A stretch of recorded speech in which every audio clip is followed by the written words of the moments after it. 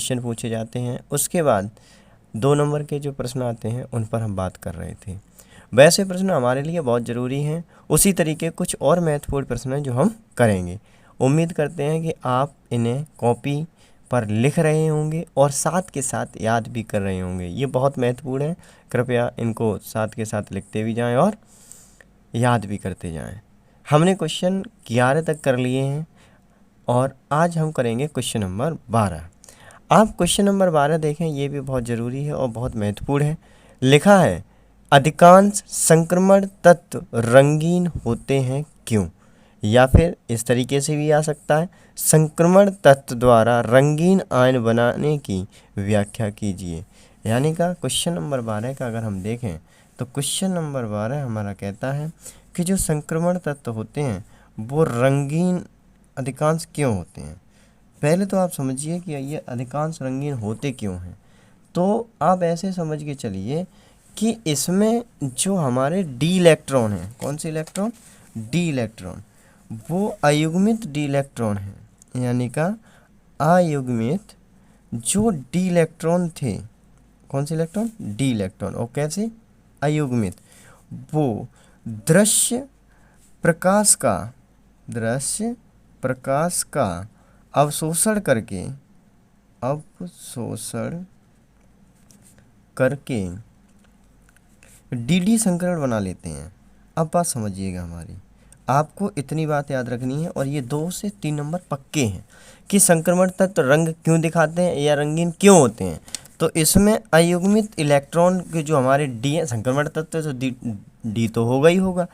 तो जो अयुग्मित D electron हैं वो दृश्य प्रकाश का क्या करते हैं? अवशोषण करके डी संकरण बना लेते हैं, इसलिए ये रंगीन प्रदर्शित करते हैं। बात क्लियर है? तो हम कैसे लिखेंगे? लिखना शुरू करें आप सभी लोग। लिखें, अयुग्मित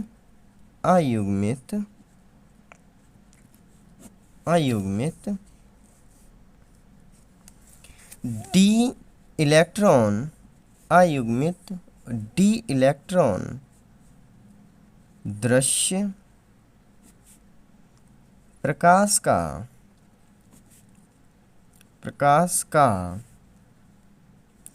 अवशोषण करके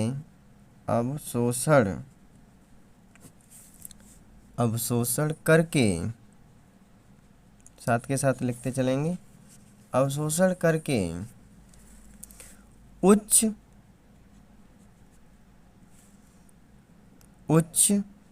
स्तर में स्थानांतरित हो सकते हैं। यानी का ये डी ट्रांजिशन का मतलब है एक कक्ष से दूसरे कक्ष में चले जाते हैं, हो सकते हैं। यानी कि ये क्या कर लेते हैं? डी संक्रमण संभव है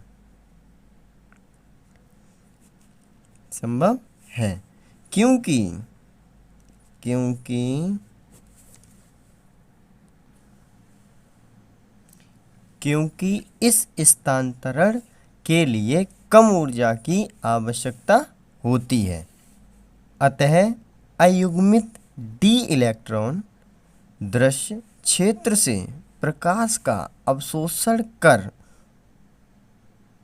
उत्तेजित हो जाते हैं तथा परावर्तित प्रकाश हमें रंगीन दिखाई पड़ता है। तो इसलिए डी ट्रांजिशन हमको कैसे दिखाई देते हैं? रंगीन दिखाई देते हैं। तो कुल मिला के हमने क्या समझा? हमने ये समझा कि अयुग्मित डी इलेक्ट्रॉन प्रकाश का अवशोषण करके डी संक्रमण कर लेते हैं और उच्च स्तर की जो कक्षक होते हैं उसमें जाके क्या हो जाते हैं? स्थानांतरण हो जाते हैं। तो वहाँ स्थानांतरण होने में क्या होता है? इनको कम ऊर्जा की आवश्यकता होती है। जितने में ये एक कक्ष से दूसरी कक्ष में जाते हैं तो उस समय ये किस रेंज में आ जाते हैं? ये दृश्य क्षेत्र के प्रकाश के उस अवशोषित कर लेते हैं। तो तभी हमें हुए चमक, मतलब कि उत्तेजित होते हुए दिखाई देते हैं, रंग परिवर्तित हमें दिखाई देता है, इसलिए। ठीक है बेटा। अब देखते हैं अगला प्रश्न, क्वेश्चन नंबर 13। ये भी बहुत महत्वपूर्ण है, साथ के साथ लिखते चलें। इसमें लिखा है, Zn प्लस टू यानी का ये Zn+2 लवड सफ़ेद होते हैं, जबकि Cu+2 नीले होते हैं। क्यों? हमें कलर थोड़े बहुत इसमें याद रखने होते हैं। ये सफ़ेद होते हैं और ये नीले होते हैं, और क्वेश्चन है कि क्यों होते हैं, आखिर ऐसा क्यों है। बेटा जब कभी भी ऐसे प्रश्न आते हैं तो हमको पता होना चाहिए कि हम इनके सबसे पहले एक कंसेप्ट हमने समझा था, युग्मित अयुग्मित पर बात करते हैं। ठीक, तो अगर आप इसी तरीके से देखें तो Zn हमने पिछली वीडियो में बताया था कि इसका परमाणु क्रमांक कितना होता है, 30 होता है। जब इसका इलेक्ट्रॉनिक विन्यास लिखोगे तो नॉर्मली आप लिखोगे आर्गन, उसके बाद 30 है ना, तो यहाँ से क्या हुआ 4s2 3d10। लेकिन हमें ज़रूरत किसकी है, Zn+2 की। पिछली वीडियो में बताया हूँ, प्लस का मतलब बेटा ऐसे समझिए इलेक्ट्रॉन को क्या किया इन्होंने, त्यागा है। कितने इलेक्ट्रॉन त्यागे हैं, 2। तो 2 किस में से निकलेंगे, डी में से निकलेंगे कि एस में से, एस में से, क्योंकि पहले इलेक्ट्रॉन किस में भरे हैं, एस में। तो यहाँ से जाएंगे तो 4s, और यहाँ से कितना बता 4s 0 3d10, ये तो इसका हो गया। अब इसी तरीके से अगर हम कॉपर की बात करें तो कॉपर भी हमारा कितना होता है, 29 होता है। तो 29 इसमें से क्या हो गया, Ar4s2 3d9। तो अब मुझे निकालना किसका, Cu+2 का। तो Ar और यहाँ से क्या हुआ 3d9 4s0। आप बात समझिएगा। 4 जब इस तरीके से किया, अगर मैं इसका नॉर्मल डी में पता है 5 होते हैं, 1 2 3 4 5, 1 2 3 4 5 6 7 8 9 10, क्योंकि लास्ट कक्ष में कितने इलेक्ट्रॉन बचे हैं, 10। इसमें कितने हैं, 9। 1 2 3 4 5, 1 2 3 4 5 6 7 8 9। अगर आप ध्यान से देखें तो इसमें अयुग्मित इलेक्ट्रॉन कितने हैं,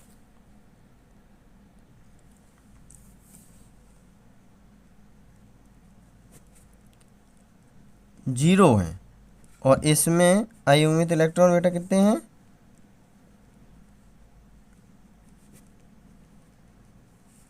1 है। इसमें 1 है, इसमें 0 है। तो हुआ ये जो अयुग्मित है, तो इसमें तो यही कारण है कि सर अयुग्मित इलेक्ट्रॉन है इसलिए ये नीला है। तो हम नॉर्मल ये करके इस तरीके से विन्यास दिखा के और क्या लिखेंगे, Cu+2 आयन में, Cu+2 आयन में अयुग्मित इलेक्ट्रॉन उपस्थित होते हैं,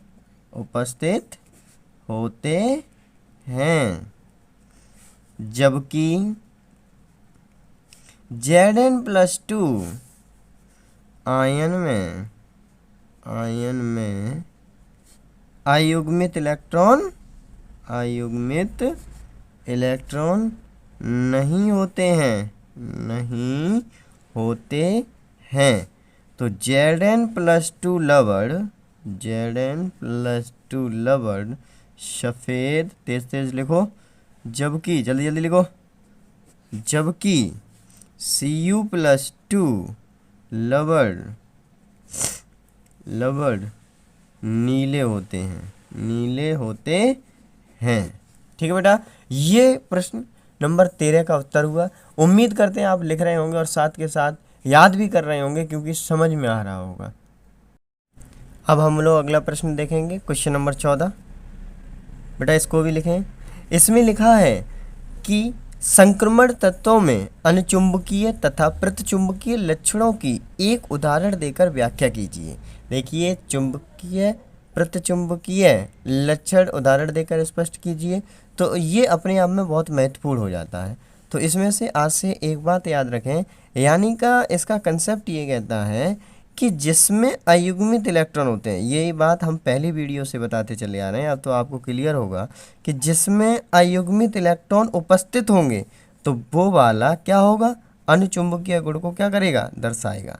हमें इतनी बात याद रखनी पड़ेगी बेटा कि जिसमें अयुग्मित इलेक्ट्रॉन है वो कौन से गुण दर्शाता है, वो अनुचुंबकीय वाला दर्शाता है। यानी का अयुग्मित इलेक्ट्रॉन अनुचुंबकीय। और फिर जो युग्मित होगा तो एक बच्चा वो कौन से वाला हो जाएगा, युग्मित इलेक्ट्रॉन जिसमें होते हैं वो कौन से गुण दर्शाते हैं, वो दर्शाते हैं प्रतिचुंबकीय, प्रतिचुंबकीय। अब बात समझना, को गुण को ये दर्शाते हैं। क्वेश्चन हमसे पूछा था तो उसी तरीके से कि तत्वों में अनुचुंबकीय तथा प्रतिचुंबकीय के लक्षणों को उदाहरण देकर व्याख्या कीजिए। तो आप व्याख्या में क्या लिख सकते हैं, नॉर्मल आप इसमें ये कह सकते हैं कि संक्रमण तत्व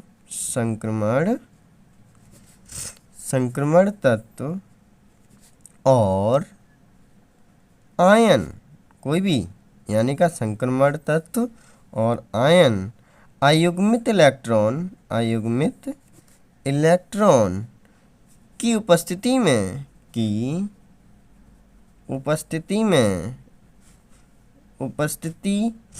के कारण लिखो, के कारण अनुचुंबकीय गुण दर्शाते हैं तथा युग्मित इलेक्ट्रॉनों के कारण